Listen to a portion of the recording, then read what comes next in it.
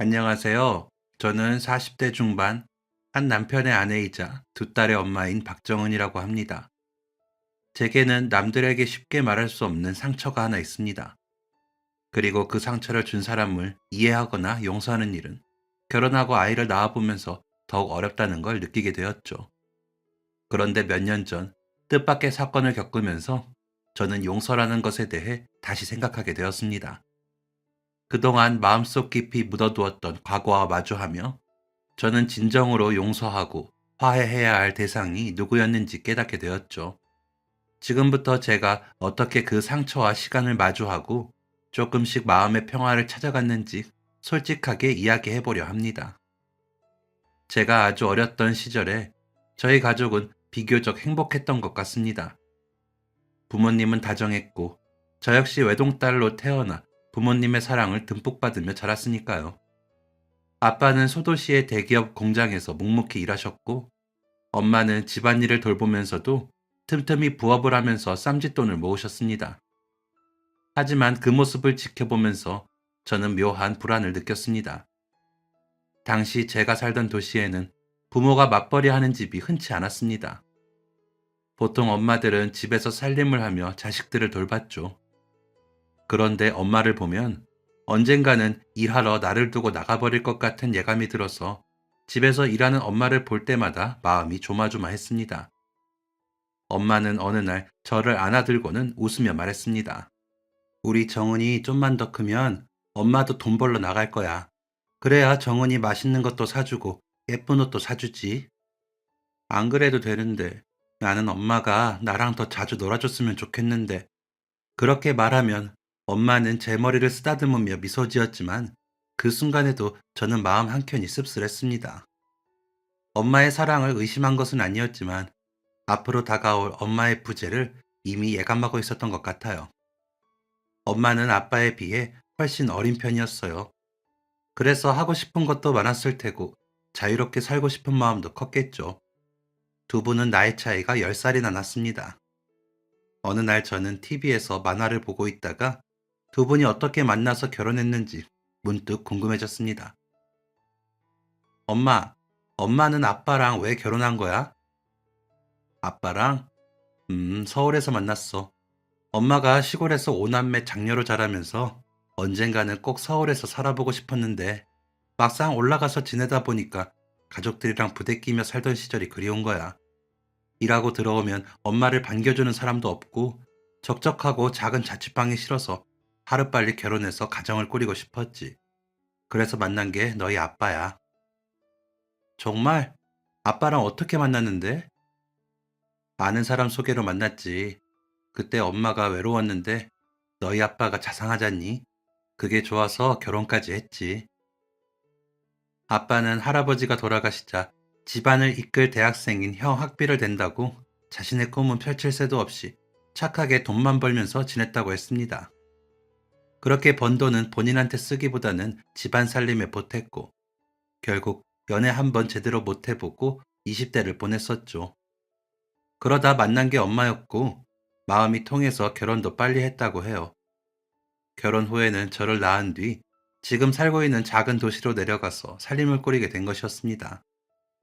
아빠는 계속 공장에 다니면서 돈을 벌었고 제가 초등학교 들어갔을 무렵부터 엄마는 보험 판매를 시작했습니다. 제 기억으로는 제가 10살이 됐을 때부터 엄마는 그 일 때문에 가끔 서울에서 며칠씩 머무르고 오는 날이 있었어요. 정은아, 엄마 일 때문에 서울 가야 하거든. 이번에는 3일 정도 있다가 올 거야. 그러니까 아빠 말씀 잘 듣고 있어. 또? 엄마 지난달에도 갔었잖아. 안 가면 안 돼? 얘가 또 왜 이래? 엄마가 놀러 가니? 엄마도 일하러 가는 거야, 일. 엄마가 올 때 우리 정은이 갖고 싶다던 신발 사올 테니까 잘 기다리고 있어. 엄마는 나름 일을 잘하는 편인 듯 했습니다. 실적이 좋은 판매원에게 주는 상을 종종 받기도 했으니까요. 하지만 어렸던 저는 엄마가 일하는 것보다 제 옆에 더 오래 있어줬으면 했어요. 그런데 어느 날부터인가 엄마가 서울에 다녀올 때면 안방에서는 부모님의 다툼 소리가 들렸습니다. 당신 진짜 계속 이럴 거야? 지금 정은이한테 엄마가 제일 필요할 때라고. 내가 몇 번이나 말했어? 애를 나만 키워요? 당신은 무슨 내가 서울에 놀러 가는 거라고 생각하나 본데, 나도 일하러 가는 거라고요. 일하러. 당신, 내가 정말 아무것도 모를 거라고 생각하는 거야? 두 분이 왜 싸우는지는 잘 몰랐지만 저는 부모님이 다투는 모습을 보는 게 싫고 어쩐지 무서웠습니다. 그래서 엄마가 또 서울로 출장을 간다고 하면 울면서 붙잡고 말린 적도 있었죠. 하지만 엄마에게는 그저 어린 딸의 투정에 불과했을 겁니다. 몇 년 뒤, 제가 중학교에 입학할 무렵이었습니다. 그때부터 아빠가 다니던 공장은 점점 어려워지기 시작했어요. 회사 사정이 나빠지면서 구조조정을 해야 한다는 소문이 돌았고, 결국 현실이 되고 말았습니다. 아빠는 대학을 나오지 않았고, 공고 출신이라는 점 때문에 진급도 쉽지 않았습니다. 경험은 많았지만 안정적인 위치에 오를 기회가 제한되어 있었죠. 결국 아빠는 구조조정 명단에 이름을 올리게 되었고, 어릴 때부터 젊음을 바쳐 헌신했던 회사에서 해고 통보를 받게 되었습니다. 그날 저녁 부모님 방에서는 평소보다 더 큰 목소리가 들려왔습니다. 당신, 이제 뭐 먹고 살 거예요? 정은이도 이제 중학교 들어가는데 무슨 돈으로 키울 거예요? 기다려봐. 나도 생각이 없는 건 아니야. 정말 당신이란 사람 답답해서. 내가 전에 말했잖아요. 그 회사는 가망 없다고 다른 데로 옮기자고 했었잖아요. 그때 이직만 했더라도. 그만해. 이미 지난 일인데 왜 또 꺼내는 거야? 당신은 늘 이런 식이야. 내 말은 하나도 안 듣고 무시하지. 우리 정훈이도 우리처럼 키울 거예요? 아빠가 공장에서 해고된 뒤로 당분간 집안은 엄마가 벌어온 돈으로 유지되었습니다. 생활비와 학비는 엄마가 챙겼고 아빠는 막막한 현실 속에서 하루하루를 보내야 했습니다. 하지만 아빠는 포기하지 않았습니다. 가진 돈과 대출을 받아서 공장에서 함께 해고당한 동료와 힘을 합쳐 작은 가게를 열기로 했습니다. 아빠는 성실하고 근면했지만 평생 공장 일만 해왔던 터라 사업에 대한 경험은 거의 없었습니다. 처음에는 열심히 해보았지만 장사는 좀처럼 풀리지 않았죠. 결국 가장 큰 시련이 찾아왔습니다. 함께 시작한 동업자가 배신을 하며 돈을 빼서 도망을 간 겁니다. 결국 가게는 다른 사람 손에 넘어갔고 하루아침에 아빠는 큰 빚만 남게 되었습니다. 그 뒤로 부모님의 다툼은 점점 잦아졌고 집안의 실제 주도권은 자연스럽게 엄마에게 넘어갔습니다. 아빠는 일자리를 구하려고 해봤지만 쉽지 않은 것 같았어요. 대신 엄마가 일하면서 늦는 날도 많아졌습니다.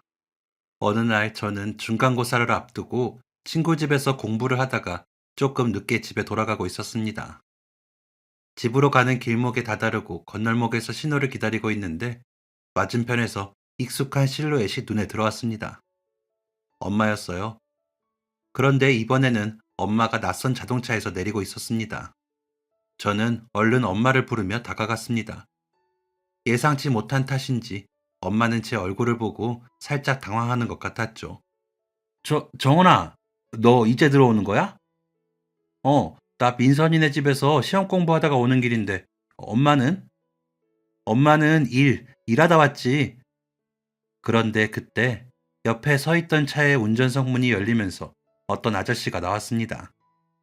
엄마와 비슷한 또래처럼 보이는 그 아저씨는 제게 말을 걸었습니다.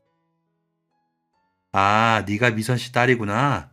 엄마 닮아서 예쁘게 생겼네. 이렇게 만난 것도 인연인데 아저씨가 용돈 줄게. 자, 받아. 아니, 당신은 애한테 뭘 이렇게 많은 돈을 줘요? 됐어요. 괜찮아요. 괜찮아, 괜찮아. 내가 반가워서 그러지. 정은이라고 했나? 뭐하니? 어른이 용돈 주면 감사합니다 하고 받는 거야. 저는 마지못해 아저씨가 주는 용돈을 받았고 엄마는 얼른 그 자리를 벗어나고 싶어하는 눈치였습니다. 아저씨는 다음에 또 보자는 말과 함께 사라졌고 저는 엄마와 함께 집으로 걸어오면서 누구냐고 물었어요. 엄마, 아까 그 아저씨 누구야? 아, 그게 엄마 동료야, 동료. 일하면서 알게 됐는데 가는 길이 비슷해서 데려다 준 거야. 오늘 일이 많았거든. 별로 친하지도 않아. 그래? 그렇구나.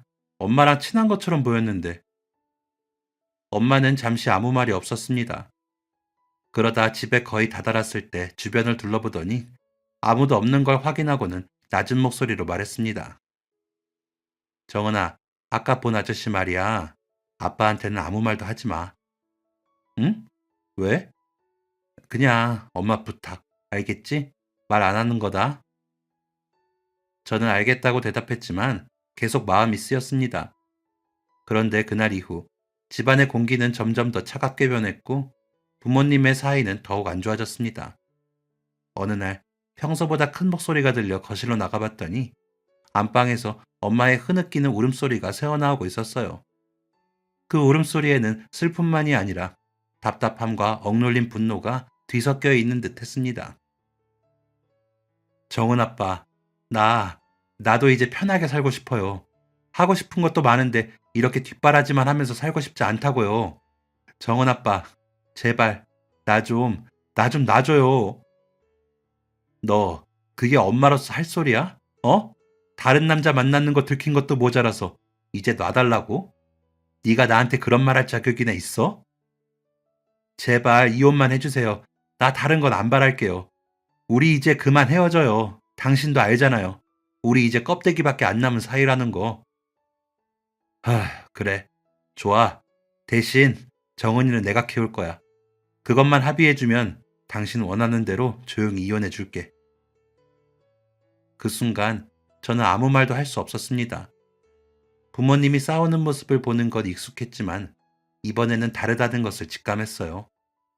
그동안 이혼을 상상해 본 적은 단 한 번도 없었는데 그게 현실이 되어버린 것 같았거든요. 제 마음속에는 혼란과 배신감이 뒤섞였습니다. 그동안 부모님이 싸운 이유는 늘 알 수 없었지만 이번에는 명확히 느낄 수 있었어요. 바로 엄마의 불륜이 원인이라는 사실이요. 그걸 알게 되자 제 머릿속에는 예전에 우연히 마주쳤던 그 남자의 얼굴이 떠올랐습니다. 그때의 기억이 지금의 상황과 맞닿아 있었죠. 하지만 아무리 생각해도 엄마가 저를 포기할 거라고는 믿고 싶지 않았습니다. 제 안에는 엄마는 절대로 나를 버리지 않을 거야 라는 작은 희망이 남아 있었어요. 하지만 현실은 완전히 달랐습니다. 엄마는 결혼 생활을 끝내기 위해 아빠의 제안을 받아들였고 그렇게 몇 주가 지나지 않아 부모님은 이혼하게 되었습니다. 그리고 엄마가 짐을 싸서 집을 나가던 날 저는 울음을 터뜨리며 엄마의 팔에 매달렸습니다. 엄마, 진짜로 가는 거야? 나 두고 갈 거야? 그냥 아빠랑 나랑 계속 같이 살면 안 돼? 정원아, 미안해. 이미 아빠랑 다 끝낸 일이야. 아빠 말 잘 듣고 건강하게 잘 지내. 엄마는 끝까지 매달리는 제 손을 단호하게 뿌리쳤습니다. 그리고 우는 저를 남겨두고 집을 나갔어요. 엄마가 나가고 바로 베란다로 나가봤더니 엄마가 어떤 자동차에 짐을 싣고 있는 게 보였어요. 그리고 그 차는 예전에 엄마를 데려다 준 적이 있던 아저씨의 차였습니다. 그것까지 보게 되자 저는 엄마가 완전히 저를 버리고 나갔다는 게 실감이 났어요. 엄마가 탄 자동차가 시야에서 완전히 사라진 후에도 저는 한동안 베란다 창틀을 움켜쥔 채 그대로 서 있었습니다. 손끝이 하얘질 정도로 꽉 잡고 있었지만 그 힘으로도 마음이 무너지는 걸 막을 수 없었어요. 엄마가 떠나가고 제게 남은 건 처음에는 슬픔이었고 혼란이었고 그 다음은 두려움이었습니다. 그런데 시간이 지날수록 그런 감정은 서서히 뒤로 밀리고 결국엔 엄마에 대한 미움이 자리하더군요. 그래서 어느 순간부터는 엄마를 떠올리는 일조차 피했습니다. 그리고 마음속으로 다짐했어요. 엄마가 나를 만나러 돌아온다 해도 절대 만나지 않겠다고요. 부모님의 이혼 이후로 저를 돌보는 건 오로지 아빠의 몫이 됐습니다. 어떻게 보면 아빠도 엄마에게 버림을 받은 거나 마찬가지였는데 아빠는 끝까지 엄마에 대해서 나쁜 말을 한마디도 하지 않으셨죠. 대신 일을 열심히 하셨습니다. 아빠는 한 회사의 경비로 들어갔고 풍족하지 않은 형편에서도 최선을 다해서 저를 키우셨어요. 그런 아빠를 볼 때면 고맙고 가여웠습니다. 그래서 다른 사람은 몰라도 아빠에게만은 효도해야겠다는 생각에 공부도 열심히 했습니다. 그 결과 꽤 좋은 대학교에 합격해서 서울로 올라가게 됐습니다. 하지만 마음에 걸리는 게 한 가지 있었어요. 그건 바로 혼자 지낼 아빠였습니다. 아빠, 혼자 잘 지내실 수 있죠? 그럼 정은아, 아빠는 걱정하지 말고 너나 잘 챙겨. 끼니 거르지 말고 사고 싶은 거, 먹고 싶은 거 있으면 아빠한테 언제든지 연락하고. 알았어요. 아빠도 챙겨 드시는 약 거르지 마세요. 그리고 어디 아프면 바로바로 병원 가시고요. 그래, 그래, 알았다. 이제 얼른 가봐. 버스 시간 늦겠어. 대학교 때문에 서울에 올라온 뒤 저는 학교 근처 원룸에서 지내게 됐습니다. 월세는 그렇다 해도 용돈까지 아빠한테 받는 게 죄송해서 저는 바로 아르바이트를 시작했어요. 식당, 편의점, 호프집, 액세서리 판매. 안 해본 게 없었죠. 그러다 보니 어느덧 서울 생활도 1년이 훌쩍 지나 있었고 그 무렵에는 친구 소개로 알게 된 일식당에서 서빙 아르바이트를 하고 있었습니다. 규모가 꽤 있는 곳이라 손님이 많아서 정신없었지만 시급도 높은 편이었고 같이 일하는 직원들 분위기도 좋아 금방 적응했습니다. 그리고 그곳에서 저는 이원석이라는 남자를 알게 됐어요. 저보다 3살이 많은 그는 직원들 말로는 꽤 오래 일한 사람이라고 했습니다. 말수가 적고 무뚝뚝해 보였지만 일할 땐 누구보다 침착했고 제가 서툴러 헤맬 때면 아무 말도 없이 손을 빌려줬어요. 정은 씨는 작은 접시만 치워줘요. 큰 접시는 내가 대신 치울게요. 아, 감사합니다. 그럼 접시 가져다 두고 제가 음식물 쓰레기 비우고 올게요. 아니에요. 그런 일은 남자가 하는 게 나아요. 그냥 뒷정리만 해주세요. 그는 별일 아니라는 듯 툭 던지듯 한마디 하고 돌아섰지만 제가 힘들거나 벅차할 때면 나타나서 도와주고는 했어요. 그래서 주변 사람들은 저희 둘을 자꾸 엮었습니다. 그러면 원석 씨는 귀까지 빨개진 채로 고개만 푹 숙일 뿐 어떤 말도 하지 않았어요. 그 모습에 저도 모르게 웃고는 했지만 헷갈리기도 했습니다. 하는 행동을 보면 제게 관심이 있는 것 같은데 아무 말도 하지 않았으니까요. 그렇다고 제가 먼저 나 좋아하는 거냐고 선뜻 물어볼 수도 없었죠. 괜한 김칫국을 마시는 일일지도 몰랐기 때문입니다. 그러던 어느 날 점심쯤 아빠에게서 전화가 왔습니다. 보통은 제가 학교에 있을 시간이라 낮에 전화하는 일이 없던 아빠였는데 그날은 조금 의외였죠. 전화를 받아보니 아빠가 아닌 다른 남자의 다급한 목소리가 들려왔습니다. 여보세요? 박씨달님이 맞아? 네? 제가 박영훈 씨 딸인데 누구세요? 맞네, 맞아. 이봐, 아버지가 쓰러지셨어. 뇌졸중으로. 뇌졸중이요? 거기가 어디예요? 저 지금 바로 갈게요. 저는 바로 터미널로 향했고 가장 빠른 버스를 타고 아빠가 입원해 있다는 병원으로 향했습니다. 다행히 같이 있던 다른 경비원 아저씨들이 빨리 발견해서 바로 병원에 갈 수 있었고 그 덕에 아빠는 목숨을 건질 수 있었습니다. 하지만 왼쪽 팔다리에 약한 마비 증세가 후유증으로 남아서 당분간은 기본적인 일상생활을 혼자 하기 힘든 상태가 됐어요. 정은아, 이제 너 올라가 봐야지. 학교도 다녀야 하고. 아빠, 그게 무슨 소리예요? 아빠가 이렇게 됐는데 내가 옆에 있어야죠. 학교는 휴학하면 돼요. 아니야, 그러지 말아라. 나는 혼자서도 지낼 수 있어. 아빠, 아까 의사 선생님이 하는 말 못 들었어요? 당분간은 옆에서 가족들이 돌봐야 한다고 했잖아요. 아빠한테 가족이 나밖에 더 있어요? 내가 하고 싶어서 하는 일이니까 미안해하지 마요. 저는 한치의 망설임도 없이 아빠를 돌보기로 결심했습니다. 그리고 그 길로 대학교도 휴학하고 자취방도 빼고 서울에서 하고 있던 아르바이트도 다 그만둔 채 고향으로 내려왔습니다. 처음 몇 달은 힘들었습니다. 하지만 시간이 지나면서 아빠는 점점 좋아졌어요. 그리고 1년쯤 지났을 때는 의사가 한 말처럼 완벽하진 않아도 일상생활이 가능한 수준까지 회복했습니다. 아빠는 제게 미안했는지 몸이 좋아지자마자 제게 복학하라고 말했습니다. 정은아, 이제 너도 다시 서울 올라가서 학교 복학해야지. 아빠도 많이 좋아졌으니까 걱정하지 말고. 아빠, 내가 그동안 생각해봤는데 나 복학 안 하고 취업하고 싶어요. 아빠도 건강이 안 좋은데 이제는 내가 돈 벌어서 아빠한테 도움이 되고 싶고요. 뭐? 안 될 일이다. 학생의 학교부터 졸업해야지. 너 혹시 돈 때문에 그러니? 아빠 다시 일도 할 수 있어.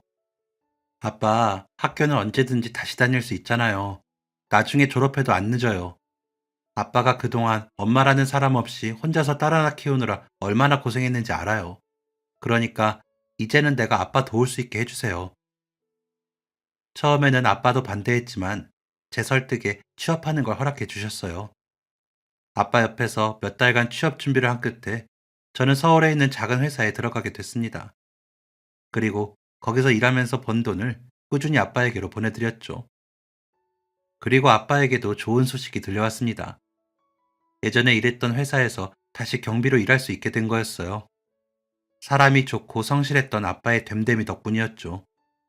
아빠도 이제 자신도 일할 수 있게 되었으니 생활비를 보내지 않아도 된다고 했습니다. 그리고 아빠는 경비로 번 돈을 제게 또 보내주셨어요. 그러지 말라고 했지만 한 달에 한 번씩 꾸준히 아빠는 용돈처럼 돈을 보내왔습니다. 저는 아빠가 힘들게 번 돈을 마구 쓸 수가 없어서 결혼 자금이라 생각하고 한 푼도 쓰지 않고 모아뒀어요. 아빠도 제가 좋은 사람을 만나서 결혼하기를 바라시는 것 같았지만 남자를 만나 연애를 해도 결혼까지 가는 일이 힘들었습니다. 그러다 보니 연애에 관심도 없어졌고 그렇게 회사에 입사한 지도 4년이 넘어가고 있었죠. 하루는 일만 하던 제게 회사 동료가 소개팅을 제안했어요. 정은 씨, 소개팅 안 할래요? 건너 건너 아는 사람인데 정은 씨랑 잘 어울릴 것 같아서 말이야. 저요? 연애에 관심이 없어서. 누구는 뭐 관심이 있어서 하나? 한번 만나봤다가 좋은 사람이면 계속 만나고 하는 거죠. 그리고 정은 씨 연애 안 한 지 꽤 되지 않았어요? 이참에 나가서 새로운 사람도 만나고 맛있는 것도 먹고 해봐요. 그날 저녁, 저는 동료에게서 상대방의 이름과 연락처만 전달받게 되었습니다. 그런데 전달받은 남자의 이름이 익숙했어요. 이원석. 대학생 때 아르바이트 했던 일식당에서 만났던 남자와 같은 이름이었죠. 순간 설마 싶었지만 세상에 동명이인이 얼마나 많은데 설마 그 사람일 리 없다고 생각했죠. 며칠 뒤 약속한 주말, 저는 조금 긴장한 채 카페에 먼저 들어섰습니다. 그런데 창가에 앉아있는 남자를 보는 순간 걸음이 멈췄습니다. 정말 그 사람이었거든요. 그리고 그도 저를 알아보는 눈치였습니다. 너무 신기하고 반가웠습니다. 세상에, 그 원석 씨 맞죠? 예전에 같이 일식당에서 일했잖아요. 저 기억나세요? 네, 이름 보고 설마 했는데 저도요. 이렇게 만나니까 더 반갑네요. 거의 5년 만에 만난 원석 씨와 저는 시간 가는 줄 모르고 대화를 나눴습니다. 그는 여전히 말수가 적은 편이었지만 그래도 저한테는 궁금한 게 많은 듯 했습니다. 근데 정은 씨, 식당은 왜 갑자기 그만두셨던 거예요? 아, 그때 시골에서 혼자 지내는 아버지가 뇌졸중으로 쓰러지셨어요. 그래서 제가 돌봐드리려고 학교도 다 정리하고 내려갔어요. 가족이 저랑 아빠 둘뿐이거든요. 아, 그러셨구나. 정은 씨가 힘드셨겠어요. 그때 갑자기 식당 관뒀다고 해서 많이 궁금하고 걱정됐습니다. 네? 아, 그러셨구나. 미안해요. 아, 아닙니다. 미안하라고 한 말이 아니에요. 저는 정말로 걱정이 돼서 연락처라도 알아놓을 걸 후회했었거든요. 그렇게 말하는 원석 씨의 얼굴은 예전에 그랬던 것처럼 새빨개져 있었습니다. 그 모습이 익숙하고 여전히 귀여웠어요. 그리고 잠시 과거와 현재가 겹쳐 보이는 기분이 들었습니다. 그날 저희는 오래도록 이야기했고 오랜만에 만난 사람이 아니라 마치 오랫동안 곁을 지켜온 사람처럼 자연스럽게 웃으며 식사했습니다. 집에 와서도 마음이 묘하게 들뜨더군요. 소개팅이 아니라 오래 기다려온 사람을 다시 만난 기분이었습니다. 그 후로 원석 씨는 주저하지 않았습니다. 먼저 연락했고 약속을 잡았고 보고 싶다고 말했어요. 그러다 보니 저희는 자연스럽게 연인이 됐습니다. 그는 예전과 달리 일식당의 요리사가 되어 있었습니다. 일식조리 자격증을 따기 위해 공부했고 꽤 이름 있는 일식당에서 요리사로 인정받고 있었어요.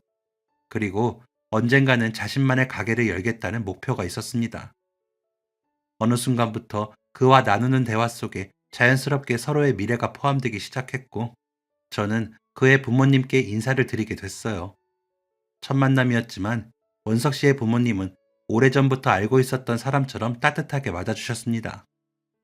식탁 위엔 정성스럽게 차려진 반찬이 가득했고, 식사 내내 웃음이 끊이지 않았습니다. 그의 집안은 제가 TV에서만 보던 화목한 가족의 표본이었습니다. 정은아, 오늘 우리 부모님 뵈니까 어땠어? 다들 좋으신 분이더라고요. 정말 오랜만에 따뜻하고 맛있는 집밥 먹어본 것 같아요. 사실 부모님한테는 예전부터 내가 좋아했던 사람이라고, 정은이 너랑 결혼까지 하고 싶다고 말씀드렸어.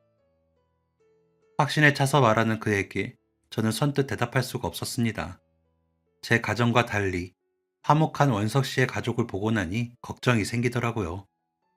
제가 아무 말도 안 하고 있자 그는 걱정스레 물었습니다. 정은아, 왜 그래? 내가 너무 앞서간 거야?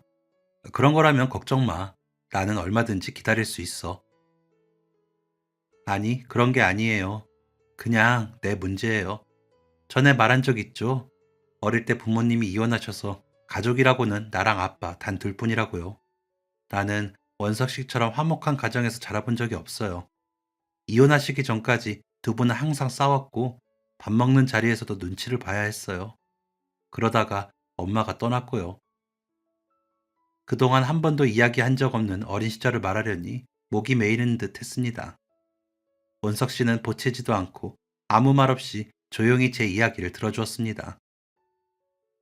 엄마가 떠난 이후로 지금까지도 단 한 번도 연락을 하지 않았어요. 내가 어디 사는 줄도 모를 거예요. 아빠는 끝까지 두 분이 이혼한 이유를 말해주지 않았지만 저는 알아요. 엄마한테 다른 사람이 생겼고 그래서 나를 버리고 떠났다는 걸요. 그런데 오늘 원석 씨 부모님 뵈니까 가족이 따뜻한 게 오히려 무섭더라고요.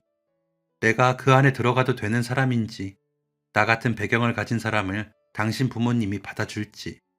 정은아, 너는 그냥 너야. 네가 어떤 과거를 가졌든 그게 너를 부족하게 만들지 않아. 그리고 너는 충분히 사랑받을 자격이 있는 사람이야. 사랑받을 자격이 있다는 그의 말에 저는 눈물이 왈칵 쏟아졌습니다. 그날 저는 처음으로 제 상처를 이해하고 품어줄 수 있는 사람이 생겼다는 걸 깨달았습니다. 저희는 서로의 장점뿐 아니라 약점, 불안, 그리고 과거까지 모두 보게 되었고 함께하고 싶다는 마음이 더욱 커졌습니다. 그래서 결혼을 약속했죠. 원석 씨의 가족은 저를 진심으로 아껴줬습니다. 특히 착하고 다정하고 똑부러지는 모습을 좋아해 주셨어요. 저는 아빠에게도 원석 씨를 소개했습니다. 아빠는 침착하고 듬직한 그를 마음에 들어 하시는 것 같았어요. 원석아, 우리 정은이 말이야. 겉으로는 밝아 보여도 마음에는 상처가 많은 애야. 네, 알고 있습니다, 아버님. 부모라는 사람들이 이래서 남들 다 있는 따뜻한 가정이라는 걸 제대로 못 겪어봤어. 살다 보면 그게 티가 날 때가 있을 건데 그럴 때 따뜻하게 대해주고 이해해줬으면 좋겠네. 아버님, 걱정하지 마십시오. 정은이 제가 평생 아껴주고 챙기겠습니다. 얼마 지나지 않아 저희는 결혼했고 남편이 저희 아빠에게 한 약속은 허튼 게 아니었습니다. 결혼하고 저희 부부의 삶이 늘 평탄했던 건 아니었어요. 대출 이자를 밀린 적도 있었고 서로의 습관이 부딪혀 싸운 날도 많았습니다. 하지만 서로를 향한 애정과 책임감으로 잘 헤쳐가며 진짜 부부가 되어갔어요. 그리고 결혼한 지 2년이 지났을 때 저는 임신을 했습니다. 이때는 시어머니께서 저를 많이 돌봐주셨어요. 몸조심해야 한다면서 집에 와서 집안일을 대신해 주시거나 입덧으로 고생할 때는 옆에서 돌봐주셨고 운전면허까지 따서 바쁜 남편 대신 병원도 함께 가주셨습니다. 그렇게 저는 예쁜 딸을 낳았고 출산 후에는 시어머니의 정성이 더해졌죠. 산후조리원을 고르고 예약하고 비용까지 내준 사람도 시어머니였습니다. 저는 친정엄마의 사랑을 시어머니에게서 느끼는 일이 많았어요. 남편 역시 변함없었습니다. 그즈음 자신의 식당을 개업한 남편은 가게 일로 바빴지만 집안일도 소홀히 하지 않았습니다. 아이를 낳고 나니 5년이라는 시간은 순식간에 흘렀어요. 다행히 딸도 건강하게 자랐고 남편의 가게 역시 자리를 잡아 안정적으로 운영이 되고 있었습니다. 이대로만 걱정 없이 조용한 행복이 계속되길 바랬죠.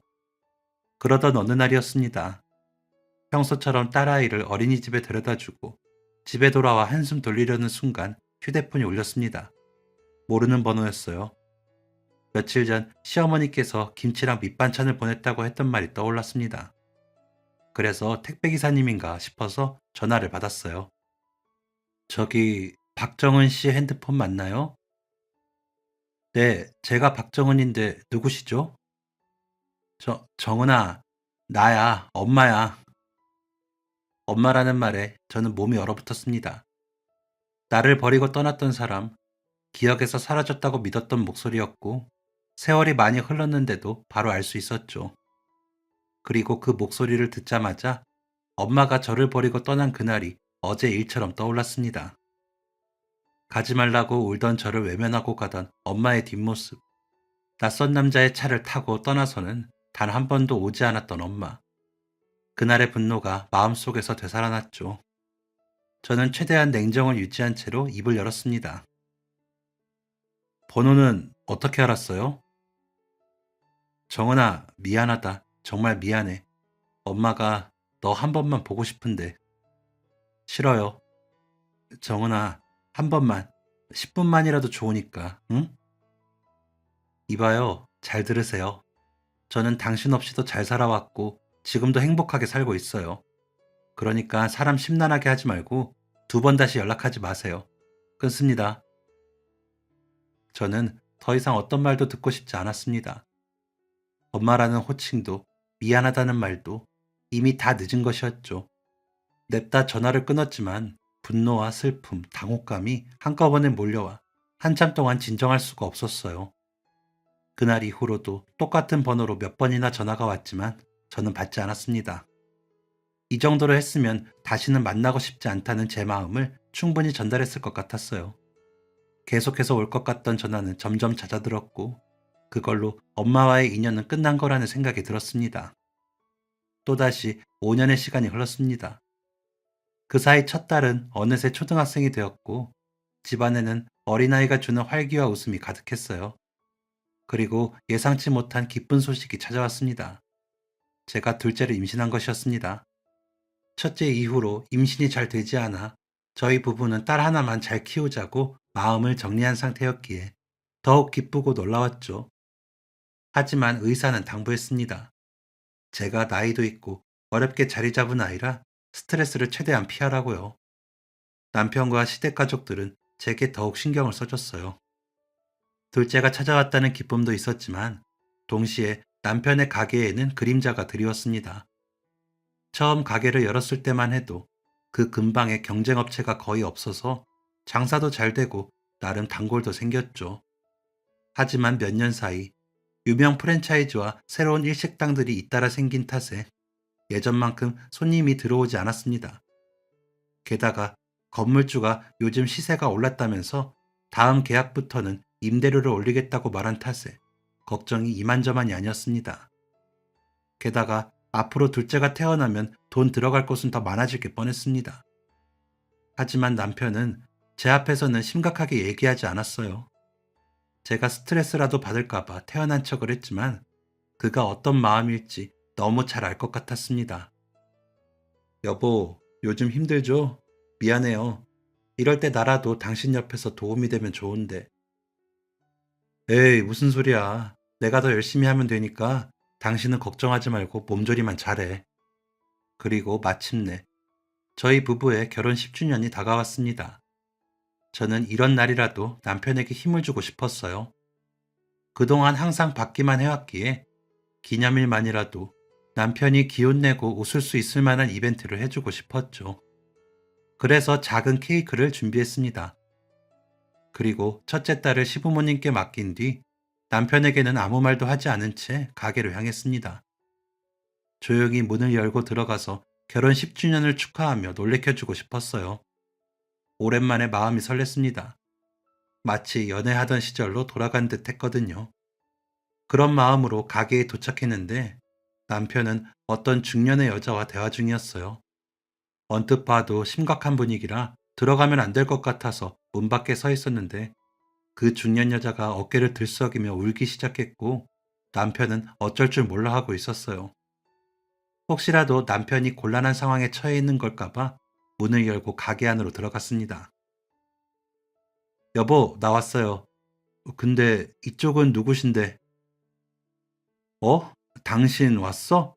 연락도 없이 웬일이야? 제가 가게에 들어오자 남편은 꽤 당황한 듯 했습니다. 그리고 남편의 맞은편에 앉아있던 그 중년 여자가 몸을 돌려 저를 바라봤고 그 사람의 얼굴을 확인한 순간 저는 너무 놀라서 말이 나오지 않았습니다. 그대로 얼어붙어 버렸죠. 손에 들고 있던 케이크가 바닥으로 툭 하고 떨어졌습니다. 세월이 많이 흘렀는데도 단번에 알아볼 수 있는 얼굴. 가능하다면 평생 보고 싶지 않았던 얼굴.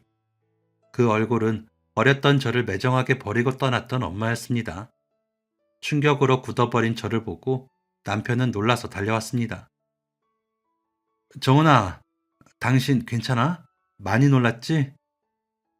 이게, 이게 어떻게 된 일이에요?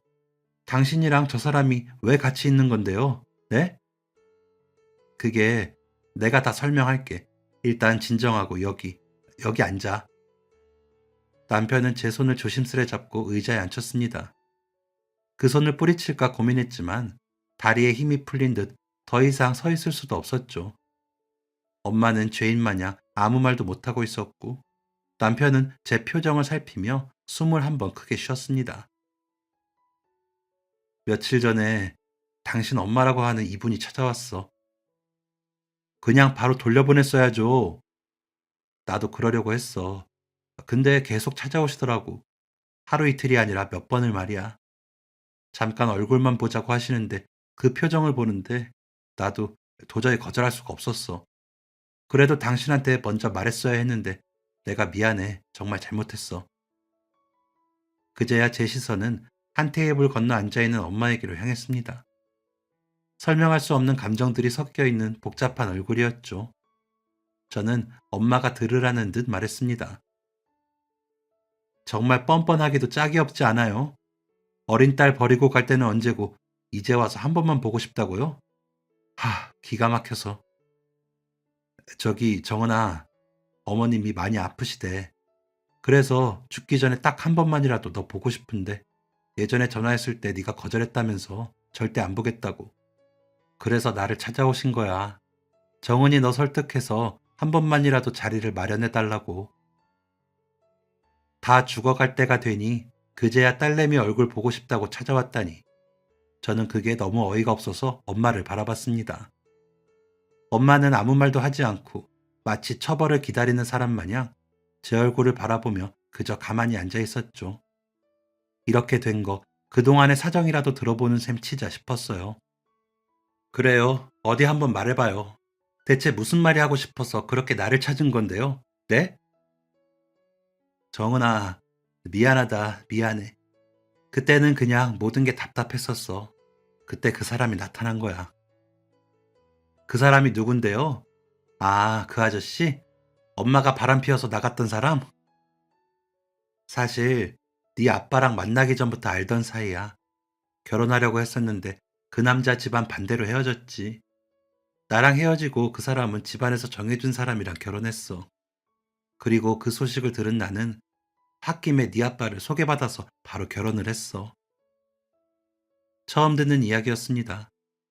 아주 어릴 때 두 분이 어떻게 만났는지 들은 적이 있었지만 그 속사정까지는 몰랐으니까요. 엄마는 나이 차이 많이 나는 아빠와 살면서 한동안은 안정적이었다고 했습니다. 하지만 아빠가 경제적으로 어려워지고 빚을 지면서 힘이 들었다고 했죠. 그러다 다시 예전에 사랑했던 그 남자를 우연히 만나게 된 거였어요. 아, 아무리 그래도 어떻게 그럴 수 있어요? 나는 이해가 안 가요. 그때는 엄마가 너무 힘들었어. 정원이 너도 알잖니. 너희 아빠 사기당하고 돈 다 잃고 나서는 엄마가 돈 벌었잖아. 돈 버는 것도 힘든데 그 돈으로 빚만 갚다 보니 이렇게 살면 끝이 없을 것 같더라. 그러다 일 때문에 서울에 갔을 때 예전에 만났던 그 사람을 다시 만났어. 결혼하고도 나를 못 잊어서 이혼도 했다고 하고, 엄마는 아빠의 눈을 피해 그 사람을 만나면서 결국 이혼을 결심했습니다. 다시 만난 그 남자와 함께 살면서 하고 싶던 일도 하고 돈도 모아서 저한테도 보탬이 되려고 했다고 하더라고요. 하지만 몇 년 뒤 엄마와 재혼한 그 남자는 교통사고로 인해 하반신이 불구가 되었고, 엄마는 옆에서 병수발을 해야 했어요. 그리고 사고 이후 재혼한 남자는 합병증에 시달리다가 10년 전에 세상을 떠났다고 했습니다. 둘 사이에 자식은 없었고, 이후 그 남자의 재산은 엄마에게 상속되었죠. 생활력 강하고 수완이 좋았던 탓인지 엄마는 그 유산으로 투자를 해서 서울의 건물도 몇 채 가지고 있는 부자가 되었습니다. 아, 좋으셨겠어요. 그렇게 원하던 돈 많은 부자가 돼서. 그래서 지금 저한테 이제 돈 많으니까 엄마 노릇하고 싶어서 찾아온 거예요? 너무 늦었다고 생각 안 해요? 당신 떠나고 아빠랑 내가 어떻게 살았는데? 정은아, 내가 벌을 받나 보다. 매정하게 자식 버리고 간 벌을 받는 건가 봐. 몇 년 전에 유방암에 걸렸었는데 그게 이번에 재발을 했다고 하더구나. 다른 장기에도 전이가 돼서 가망이 없대. 그래서 죽기 전에 정은이 네 얼굴 꼭 한번 보고 싶었는데 몇 년 전에 전화했을 때 나 보기 싫다고 말했던 게 기억나서, 그래서 네 남편 가게에 온 거야. 왜요? 내 얼굴이 왜 보고 싶은데요? 못난 엄마지만 너한테 사과하려고, 미안하다고 제대로 말하고 싶어서 그랬어. 엄마는 자신의 이야기를 마치고 울음을 터뜨렸습니다. 그 모습을 보면서 안쓰럽긴 했지만 그렇다고 해서 제가 지난 세월 엄마에게 받은 상처가 치유되진 않았습니다. 오늘은 이만 돌아가세요. 저도 생각할 시간이 필요해요. 그래, 정훈아. 엄마 기다릴게. 연락 줘. 꼭. 엄마가 그렇게 나가고 난 뒤 생각나는 사람이 한 명 있었습니다. 아빠였죠. 심란한 마음으로 아빠에게 전화해서 가게로 엄마가 찾아왔다고 했더니 아빠는 잠시 아무 말도 하지 않았습니다. 그러다 낮은 목소리로 말하셨죠. 그래, 그 사람이 왔구나. 언젠가 한 번은 정은이 너를 찾아갈 거라고 생각은 했었는데. 아빠, 그 사람이 나한테 사과하고 싶대요. 미안했다고. 정은아, 이제 나랑 네 엄마는 아무 상관없어. 근데 너랑은 피가 이어져 있는 사람 아니냐? 혹시 정은이 네가 나 때문에 다시 안 만나는 거라면 그러지 마라. 네 마음 가는 대로 해. 후회 남지 않도록 말이다. 아빠와 전화를 끊은 뒤 저는 며칠을 고민한 끝에 엄마에게 다시 연락해서 집 근처에 있는 한적한 카페에서 만났습니다. 정은아, 다시 만나줘서 고마워. 너한테 사과하고 싶다는 마음은 진심이야. 다시 한번 사과하마. 어린 시절에 너를 매정하게 버리고 간 거, 상처 준 거 다 미안하다. 나는 끝까지 안 보려고 했어요. 근데 아빠가 후회 남을 만한 일 하지 말라고 해서 만난 거예요. 당신 사과 받아들일게요. 이제 됐죠? 정은아, 하나만 더. 나도 이제 너한테 엄마 노릇을 제대로 해주고 싶어.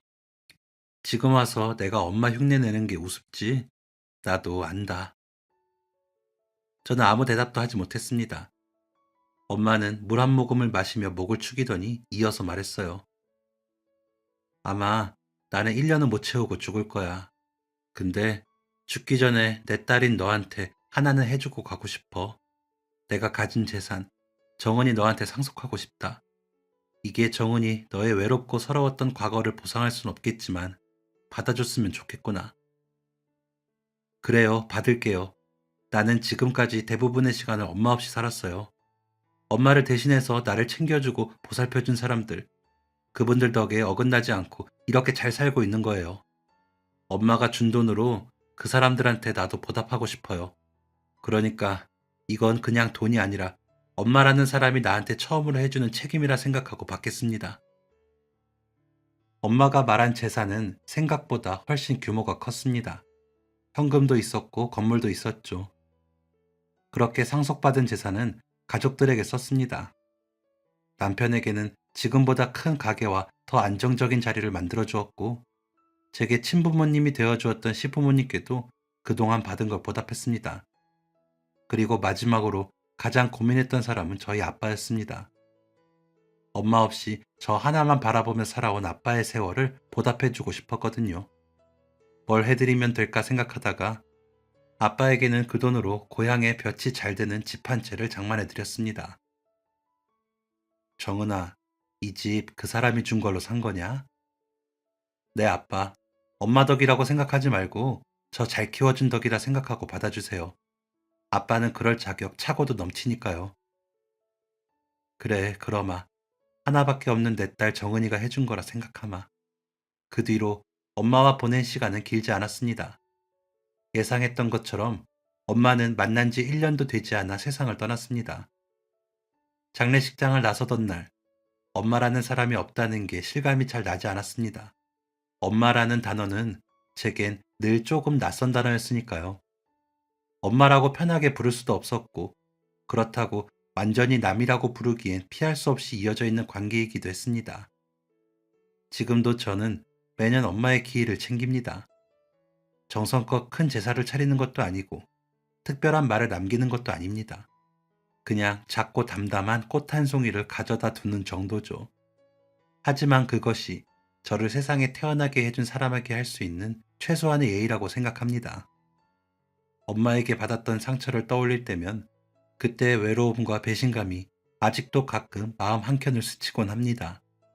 그리고 예전의 저였다면 그 상처를 덮어두거나 억지로 극복하려 애썼을 겁니다. 하지만 이제는 다릅니다. 지나온 아픔을 곱씹으며 시간을 허비하기보다 지금 곁에 있는 사람들에게 최선을 다하며 살기로 했으니까요. 가족과 함께 웃고 작은 일에도 서로를 살피고 하루하루를 따뜻하게 채우는 것, 그것이 제가 할 수 있는 살고 싶은 최선의 삶입니다. 저는 과거의 상처 때문에 다치기도 했지만 대신 그 경험 덕분에 사랑하는 사람들의 소중함을 더 깊이 깨달았고 기억에 남을 좋은 시간을 함께 만들 수 있음을 알게 되었습니다. 그래서 저는 오늘도 마음속으로 다짐합니다. 앞으로는 내 손길과 마음이 닿는 모든 사람에게 조금이라도 따뜻한 기억을 남기며 살아가겠다고 말입니다. 지금까지 사연 들어주셔서 감사합니다. 사연이 재밌으셨다면 구독과 좋아요를 눌러주세요. 감사합니다. 안녕히 계세요.